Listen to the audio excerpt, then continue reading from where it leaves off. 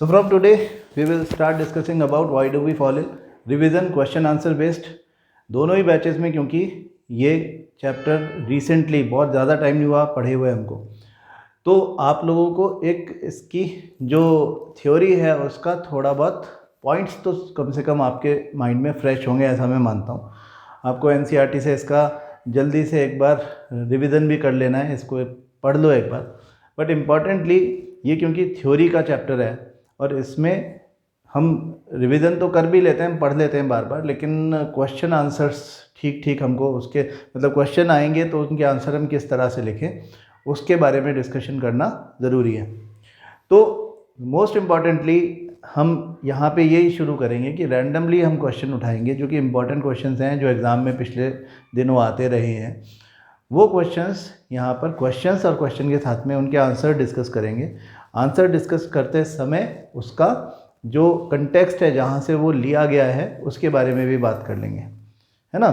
तो in a day we can easily cover 4 to 5 questions. आपको ये चैप्टर सिर्फ देख करके, वीडियो देख करके छोड़ना नहीं है, आप इन क्वेश्चंस को लिख करके प्रैक्टिस कर लें। अगर मैं 5 क्वेश्चन करवा रहा हूँ, 4 क्वेश्चन करवा रहा हूँ, तो वो 4-5 क्वेश्चन उस दिन आपका प्रैक्टिस करने का टाइम है। आप प्रैक्टिस कर ले लिख करके अच्छे से, और उसके बाद फिर आप देखो कि आप कर पा रहे हो या नहीं कर पा रहे हो, आपको आइडिया लग जाएगा, है ना। फिर उसके अलावा कोई क्वेश्चन बचता है तो you can talk to me. तो हम क्या रोज़ 4-5 क्वेश्चन तैयार करते चलेंगे तो इसका अच्छा रिवीजन हो जाएगा। तो लेट अस स्टार्ट। मैंने आपके लिए यहाँ पे कुछ क्वेश्चंस रखे हुए हैं।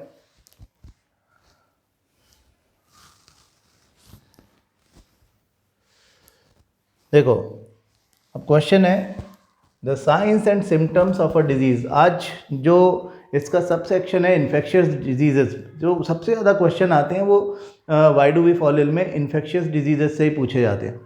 तो इन्फेक्शियस डिजीजेस वाले टॉपिक में से क्या क्या क्वेश्चन आते हैं वो बात आज हम करेंगे, है ना। उससे रिलेटेड हमको कंसेप्ट्स क्लियर हो जाएगा। तो क्वेश्चन है the signs and symptoms of a disease depend on the tissue और organ which acts as microbe target, explain with example.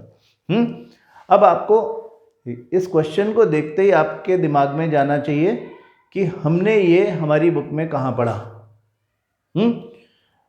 I hope आपको सबको याद होगा कि हमने ऑर्गन और टिश्यू स्पेसिफिक मैनिफेस्टेशन की बात की थी। हमने कहा था कि जो कोई पर्टिकुलर ऑर्गन या कोई पर्टिकुलर टिश्यू इन्फेक्टेड होता है, उस तक पहुंचने के लिए माइक्रो ऑर्गेनिज्म को एक पर्टिकुलर पाथ ट्रैवल करना पड़ता है, और जो भी सिम्टम्स आते हैं वो उस पर्टिकुलर ऑर्गन से, उस टिश्यू से या उस पाथ से रिलेटेड आते हैं जो कि उस माइक्रो ऑर्गेनिज्म ने फॉलो किया है। फॉर एग्जांपल हम कह रहे हैं लंग्स इन्फेक्टेड हुए, माइक्रो ऑर्गेनिज्म जो है वो रेस्पिरेटरी ट्रैक्ट के थ्रू गया होगा। हाँ, कोई बैक्टीरिया है या वायरस है, जैसे कि कोरोना चल रहा है, तो कोरोना कैसे जाएगा? रेस्पिरेटरी ट्रैक्ट के थ्रू ही तो जाएगा, या तो माउथ के थ्रू जाएगा या तो नोज़ के थ्रू जाएगा। Ultimately it has to enter into lungs तक पहुंचने से पहले उसको पूरा रेस्पिरेटरी ट्रैक्ट फॉलो करना पड़ेगा। तो जो सिम्टम्स आएंगे वो रेस्पिरेटरी ट्रैक्ट से एसोसिएटेड ही होंगे, जैसे कि गले में दर्द हो रहा है, खांसी आ रही है, छींकें आ रही हैं, है ना। आपका जो कफिंग, स्नीजिंग, बॉडी एक हो रहा है, फीवर आ रहा है, ये सब जनरल सिम्टम्स हो गए उसके। लेकिन बड़ा स्पेसिफिक सिम्टम है कि थ्रोट इन्फेक्शन होगी, गले में दर्द हो रहा है ना। तो ये हमारा जो क्वेश्चन जो है वो वही पूछा गया है कि साइन एंड सिम्टम्स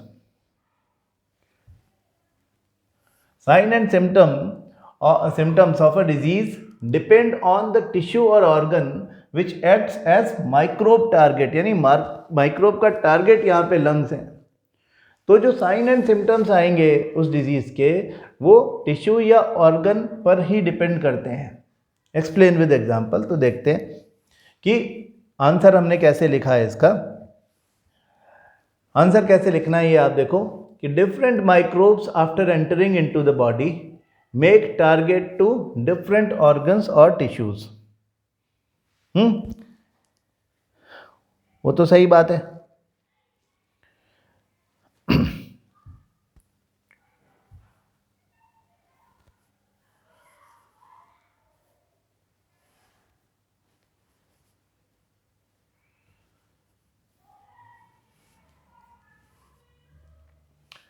तो different microbes after entering into the body make target to different organs or tissue. Due to infection there is change in functioning that lead to manifestation of different signs and symptoms, है ना। Manifestation जो है वो basically show off है ना। तो हम यहाँ पे दिखा रहे हैं कि manifestation of science and symptoms, ये बात हम जानते हैं कि नहीं कि मैनिफेस्टेशन ये टिश्यू स्पेसिफिक मैनिफेस्टेशन या ऑर्गन स्पेसिफिक मैनिफेस्टेशन कहलाएगा। फॉर एग्जांपल, अगर lungs are infected then the symptoms would be cough और ब्रेथलेसनेस। लिवर अगर इन्फेक्टेड है तो जॉन्डिस इज द सिम्टम, जो स्किन येलो हो जाती है, आइस का कलर आइस में येलोइश कुछ दिखने लगता है। ब्रेन है तो हेडेक होगा, वॉमिटिंग, फिट्स और अनकॉन्शियसनेस, इस तरह के सिम्टम्स हो सकते हैं, ठीक है ना। तो ये हमारे दोनों बातें कवर हो गई। हमने ये बता दिया कि साइन एंड सिम्टम्स जो हैं वो उसी ऑर्गन से एसोसिएटेड होंगे या उसी टिश्यू से एसोसिएटेड होंगे जो टिश्यू या ऑर्गन इन्फेक्टेड हुआ है। अगर स्टमक इन्फेक्टेड हुआ है तो स्टमक एक होगा, हाँ। लंग्स इन्फेक्टेड हुआ है तो लंग्स से रिलेटेड प्रॉब्लम होगी। ब्रेन इन्फेक्टेड हुआ है तो ब्रेन से रिलेटेड प्रॉब्लम हो रही कि हेडेक हो रहा है, वॉमिटिंग सेंसेशन हो रहा है, फिट्स आ रहे हैं या तो फिर अनकॉन्शियसनेस हो रही है। ये सब चीज़ें ब्रेन के इन्फेक्ट होने के सिम्टम्स हैं। तो ये एक क्वेश्चन हो गया। फिर देखें,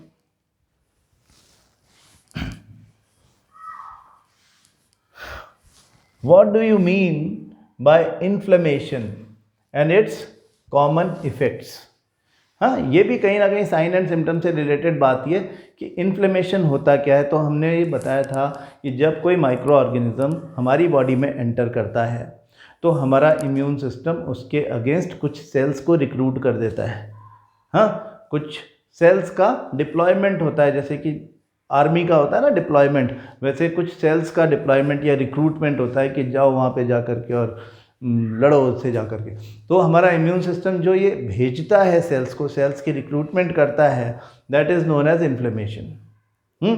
और इन्फ्लेमेशन होता है तो फिर कुछ साइंस एंड सिम्टम्स उसकी वजह से होते हैं, है ना। तो बस वही बात हमको यहाँ पे बताएं। जैसे हम कह रहे थे कि स्वेलिंग हो जाएगी, फीवर आ जाएगा, कुछ इस तरह के जनरल सिम्टम्स जो होते हैं वो इन्फ्लेमेशन की वजह से होते हैं। तो इन्फ्लेमेशन का डेफिनेशन लिखेंगे और कॉमन इफेक्ट्स और जनरल इफेक्ट्स लिख देंगे। तो an active immune system recruits many cells to the affective tissue to kill off the disease causing microorganism, है ना। डिजीज कॉजिंग माइक्रो ऑर्गेनिज्म के लिए को किल करने के लिए recruitment of the many cells, मतलब कौन सी सेल्स, WBCs, उन वाइट ब्लड सेल्स का रिक्रूटमेंट जो होता है at the site of infection, उसको हम क्या बोल रहे हैं, उसको हम बोल रहे हैं inflammation. This recruitment process is called inflammation, ठीक है। देन कॉमन इफेक्ट्स क्या है due to inflammation? There are local effects such as swelling and pain and general effects such as fever. Fever पूरी बॉडी में हो जाएगा, वैसा थोड़ी होगा कि मेरी उंगली में फीवर हो गया ना। Fever is not a local effect. Local effect वो होता है कि हमें यहाँ पे स्वेलिंग आ रही है, हाँ, मेरी आँख लाल हो रही है, लोकल इफेक्ट है। और जनरल इफेक्ट जो पूरी बॉडी फेस करती है, फीवर होता है पूरी बॉडी को ही होता है ना, तो वो फीवर जो है वो जनरल इफेक्ट कहलाएगा ना। टर्मिनोलॉजी आप जितना इजीली समझ पाओगे उतना आसान आपके लिए रहेगा आंसर करना। चलो नेक्स्ट क्वेश्चन देखते हैं। Give an example where tissue specificity of the infection leads to very general seeming effects. कई बार क्या होता है कि हमने पढ़ा हुआ है tissue specific, organ specific manifestation, लेकिन क्वेश्चन की लैंग्वेज ऐसी होती है कि हमें समझ में नहीं आता कि हम आंसर क्या लिखें। तो ये सेक्शन इसीलिए है, आप आंसर्स देखो और उस आंसर को लिखने की प्रैक्टिस भी साथ के साथ में कर लो, तो आपको फ़ायदा होगा इन क्लासेस का। Give an example where tissue specificity of the infection, infection किसी पर्टिकुलर टिश्यू या किसी ऑर्गन के ऊपर ही जाएगा, that leads to very general seeming effects. ऐसे एग्जाम्पल्स देने। तो देखो, the tissue specificity of the infection leading to very general seeming effects is seen in case of HIV। HIV infection, HIV is a virus, human immune virus, which causes AIDS, acquired immunodeficiency syndrome. In this case, HIV infecting virus goes to immune system, that is lymph nodes all over the body,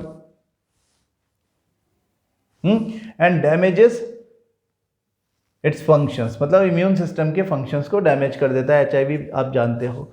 Therefore, body cannot fight off the many minor infections that we face daily. That is why we said that AIDS is not a disease, it is a syndrome. Acquired immunodeficiency syndrome. What is the syndrome? जो कि किसी particular system को damage कर दे और उसके बाद कोई दूसरा infection जो है वो हमारी body को परेशान करे, बॉडी के सिस्टम्स को ख़राब करे, और फिर इम्यून सिस्टम तो क्योंकि वीक हो गया, एड्स क्या कर रहा है, इम्यून सिस्टम को वीक कर दे रहा है, तो फिर वो ठीक ही नहीं हो पाएगी। जैसे कि मैनी एड्स पेशेंट में डाई फ्रॉम ट्यूबरकुलोसिस, क्योंकि ट्यूबरकुलोसिस ठीक ही नहीं हो रहा, या न्यूमोनिया, सीवियर एक्यूट न्यूमोनिया हो जाता है, तो उसके बाद वो उसकी डेथ हो जाती पेशेंट की। तो for example, small cold can become pneumonia. A minor gut infection leads to major diarrhea with blood loss. These and other such diseases may cause death of HIV/AIDS patient, है ना। Excessive blood loss की वजह से, diarrhoea की वजह से, loose motion is a general infection, छोटी सी बात है, लेकिन अगर वो HIV/AIDS के दौरान हो रहा है तो उसमें हो सकता है कि बहुत सारा इस तरह से डायरिया हो कि ब्लड लॉस भी हो रहा हो साथ में, तो that can be fatal. These and other such diseases may cause death of HIV/AIDS patient. Thus, the other infections kill people that are suffering from HIV/AIDS. HIV से जो सफ़र कर रहे हैं वो HIV के अलावा किसी और इन्फेक्शन से डेथ हो जा रही है उनकी। The tissue specificity of the infection, that is HIV/AIDS, is lymph nodes.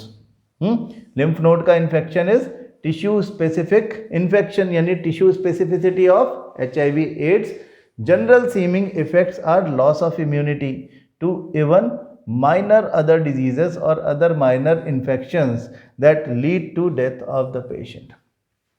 ठीक है, तो जब भी ये वाला क्वेश्चन आए कि tissue specificity of the infection leads to very general seeming effects, इसका एग्जाम्पल दो, तो हम HIV/AIDS का एग्जाम्पल ले लेंगे, सबसे बढ़िया एग्जाम्पल है। जो ये कहता है कि उसने तो टिश्यू स्पेसिफिक था, वो तो लिम्फ पे गया जाकर के केवल लिम्फ नोड्स को ही नुकसान पहुंचाया, लेकिन उसकी वजह से क्योंकि पूरा इम्यून सिस्टम डैमेज हो गया तो बहुत सारे general effects, very general seeming effects जो थे वो ही डेंजरस हो गए। सिंपल बात है, समझ में आ रही है। ये जो बातें, ये सब बातें जो हमने करी हैं, these have been associated with infectious diseases only. List 3 harmful effects of infectious diseases. General question है, 3 harmful effects of infectious diseases. आप वैसे भी बात कर चुके हैं, हम ऐसे भी कहते हैं कि देखो हमारी बॉडी अगर बीमार पड़ जाए, हम जब ये कहते हैं कि प्रिवेंशन क्यों ज़रूरी है ना, prevention is better than cure, तो हम यही कहते हैं कि बीमार पड़ गए तो कुछ हार्मफुल इफ़ेक्ट्स होते हैं, वहाँ पे भी यही बात लिखी जाती है ना। तो हार्मफुल इफ़ेक्ट्स क्या होंगे, हम अगर बीमार पड़ जाएंगे कि हमारा जो ऑर्गन या सिस्टम इन्फेक्टेड है उसकी एफिशिएंसी कम हो जाएगी और हो सकता है कि वो परमानेंटली डैमेज हो जाए। अगर वो एक क्रोनिक डिजीज़ है तो वो तो परमानेंटली डैमेज हो जाएगा। अदरवाइज ऑल्सो कुछ ना कुछ साइड इफ़ेक्ट्स तो उसके होते ही है, मतलब कि वो हमारी बॉडी को इम्पैक्ट करता है, ये सीधी सी बात है। दूसरी बात हम कह रहे थे कि जो मेडिकेशन होता है उसके भी साइड इफ़ेक्ट्स होते हैं। और तीसरी बात कि क्योंकि यहाँ पे बात इन्फेक्शियस डिजीज़ की हो रही है तो हमने ये भी कहा था कि जो पेशेंट है वो खुद ही वेक्टर जैसे बिहेव करेगा, मतलब वो एक मीन ऑफ स्प्रेड बन जाएगा फॉर दैट पर्टिकुलर इन्फेक्शन, तो इसलिए वो पूरी कम्युनिटी के लिए हार्मफुल है। तो उसे ट्रीट तो आपको करना पड़ेगा अगर वो बीमार पड़ जाए, लेकिन अच्छी बात यह है कि वो बीमार ही ना पड़े, prevention is better than cure. तो वो वाला आंसर भी यही है और ये आंसर भी इसी तरह का है। Diseases cause damage to the health and functioning of body. Sometimes disease may cause irrecoverable damage to some part of the body और बॉडी एज अ होल। मतलब समझो ट्यूबरकुलोसिस हुआ तो हम ये करके खुश नहीं हो सकते कि अरे ठीक कर लेंगे, क्या हो गया, 9-10 महीने 11 महीने में। वो ट्यूबरकुलोसिस हो गया तो वो परमानेंट डैमेज कर देगा लंग्स में। हो सकता है कि वो ठीक हो जाए और उसके बाद लंग्स की कैपेसिटी पहले जैसी ना रहे, तो that is a loss. The patient is likely to be bedridden for some time as treatment of the disease may take some time. ये आपकी NCERT की लैंग्वेज है। During this period is work will suffer and some person is required to look after them. मैंने इसकी जगह पर add किया था, मैं कह रहा था यहाँ पे आप ऐड कर दें कि ये जो ट्रीटमेंट है इस ट्रीटमेंट के साइड इफ़ेक्ट्स भी होते हैं। हाँ, मतलब ये नहीं कि आप केवल बीमारी से ही परेशान हो, उसका मेडिकेशन भी है, वो भी आपको साइड इफ़ेक्ट देता है क्योंकि दे आर केमिकल्स ओनली। हाँ, उसका मेटाबॉलिज्म हो रहा है आपके लिवर के थ्रू, आपके लिवर को नुकसान होगा। जब हम बहुत हाई पोटेंसी की डिजीजेस लेते हैं तो हमारे लिवर के लिए, किडनी के लिए, एज अ होल हमारे सिस्टम के लिए वो अच्छे नहीं हैं। तो बीमार पड़ना इन एनी केस अच्छी बात नहीं है। और third point, the patient of infectious disease serves as a source of spreading infection to other healthy persons. है ना, ये वाली बात भी इसमें इन्वॉल्व हो गई। ये आप पहले से भी, आई होप आपको याद है कि आप समझते हो इस बात को। फिर देखो, why making antiviral medicine is harder than making antibacterial medicine. और इसी क्वेश्चन की लैंग्वेज बदल दें तो giving reasons justify that it is difficult to prepare antiviral medicine than antibiotics. पुराना क्वेश्चन है, हर बार आने वाला क्वेश्चन है। एंटीवायरल वर्सेस एंटीबायोटिक्स आप अच्छे से समझ ही गए हो, I hope. Antibiotic is antibacterial only, antiviral is antiviral, मतलब वायरस के अगेंस्ट काम करता है। तो जो एंटीबैक्टीरियल या एंटीबायोटिक है वो उसके काम करने का तरीका इसलिए अलग होगा क्योंकि बैक्टीरिया के हमारी बॉडी में सर्वाइवल का तरीका वायरस के तरीके से अलग है ना। इस बात को अगर अभी तक क्लैरिटी नहीं है तो यूँ समझ लें कि जो बैक्टीरियल इन्फेक्शन है उसमें बैक्टीरिया का काम है हमारी बॉडी में जा कर के पहले तो सर्वाइव करना और उसके बाद रेप्लिकेट करना, नंबर बढ़ाना अपना। तो बैक्टीरिया के सर्वाइवल के लिए फॉर एग्ज़ाम्पल हमने एक पेनिसिलिन का एग्जाम्पल लिया है जिसमें ये कहा गया था कि बैक्टीरिया अपने चारों तरफ सेल वॉल बनाता है और पेनिसिलिन उस सेल वॉल को ब्लॉक कर देता, बनने नहीं देता। हाँ, तो बैक्टीरिया के सर्वाइवल के लिए इम्पॉर्टेंट बायोकेमिकल प्रोसेसेस जो होते हैं या बायोकेमिकल पाथवेज जो होते हैं they are blocked by antibiotics. But viruses do not have such pathways of their own, उनके पास तो अपने खुद के इस तरह के पाथवेज नहीं हैं। हाँ, तो एंटीबायोटिक जो है उस तरीके से एंटीवायरल बनाना मुश्किल है, मतलब एंटीबायोटिक वायरल डिजीज़ेज़ में काम नहीं कर पाएगा एक तो। दूसरा, वायरस करता क्या है, वो हमारी सेल में घुस जाता है और हमारी सेल के मैकेनिज़्म को यूज़ करता है। क्वेश्चन पूछा जा रहा है कि एंटीवायरल बनाना मुश्किल क्यों है, तो एंटीवायरल बनाना इसीलिए मुश्किल है क्योंकि हम जो भी एंटीवायरल बनाएंगे वो उस सिस्टम के भी अगेंस्ट होगा जिसे वो यूज़ करके हमारे सिस्टम को यूज़ करके रेप्लिकेट कर रहा है। तो इसलिए एंटीवायरल बनाना थोड़ा सा मुश्किल होता है। This is the concept of question, थोड़ा अलग अलग लैंग्वेज में पूछा जा सकता है। तो यहाँ पे 3 पॉइंट्स दिए हुए हैं। एक, viruses lack any cell wall of their own, they enter our cells and use our machinery for their life processes. They do not have cytoplasm and cell organelles to multiply, they enter the cell of living organism, they use cellular resources of the host to reproduce, है ना। उनके पास DNA होता है अपना, तो वो अपना genetic material use करते हैं और फिर उसके बाद रेप्लिकेट करते हैं। As viruses lack cells, biochemical processes are missing in viruses, Since these biochemical processes are targets of antibiotics, antibiotics do not work on viruses. ना एंटीबायोटिक वायरसेस में काम नहीं करते, ये हालांकि एक थोड़ी सी अलग बात हो गई, लेकिन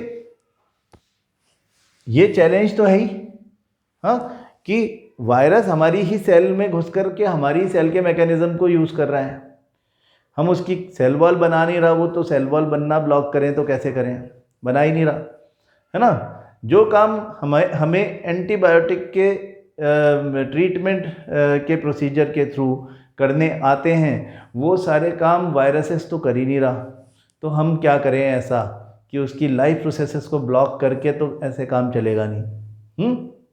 इसलिए एंटीवायरल डिजीज़ेस जो होती हैं वो कंपैरेटिवली कम होती हैं, एंटीबायोटिक तो बहुत होती हैं, बेशुमार एंटीबायोटिक हैं, लेकिन एंटीवायरल बनाने में थोड़ा सा ज़्यादा मेहनत लगेगी, क्योंकि वो बहुत ही स्पेसिफिक तरीके से उसको किल करना पड़ेगा। We need to trace the virus, we need to see that what kind of its structure is, उसमें जो डीएनए है क्या हम उसका डीएनए ब्लॉक कर सकते हैं, हाँ, उसका जो आउटर कवर है उस पर किस तरह के रिसेप्टर्स लगे हुए हैं, क्या हम उनको किल कर सकते हैं, या कोई ऐसा एंटी वायरल बना सकते हैं जो जाकर के उनसे कंबाइन हो जाए और फिर उनको हमारी दूसरी सेल्स को इन्फेक्ट करने से रोक दें, या हम एज अ होल उसको किल ही कर दें, एंटीवायरल ऐसा बनाए।